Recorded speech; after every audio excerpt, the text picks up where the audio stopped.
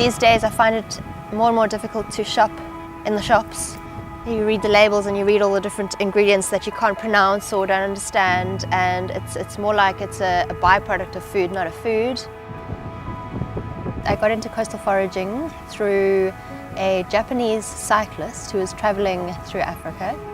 So when he came down here to the rocks, he couldn't believe how many available sea vegetables we have. Fresh and just abundant. And he couldn't understand why nobody else was on the rocks with him gathering. So he opened my eyes to the amazing abundance that we have. In the intertidal rock pools there are lots of different things. There's shellfish, there's the mussels, there's limpets, there's periwinkles, there's lots of meat and protein there, and then there's also protein in the form of seaweed.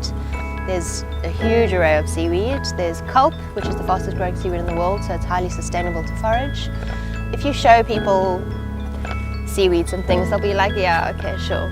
Yeah, okay, that looks lovely. But if you actually encourage them to eat it and taste it and preferably make it themselves, then they are very pleasantly surprised and they're much more likely to try it again.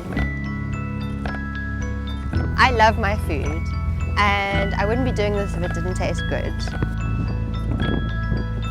In this rising trend of foraging, it's really important to remember sustainability rules. You've got to know what you're picking, you've got to know how to pick it sustainably. That's why I was using a pair of scissors, and I was only picking a third of it so that the rest could regrow.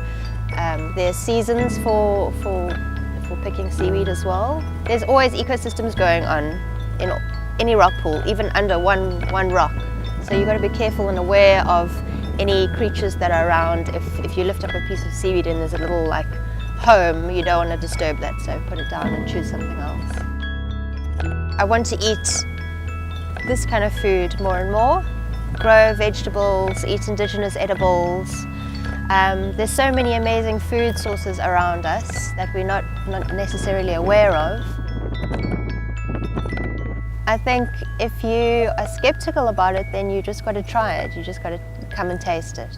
Yeah, you won't be disappointed.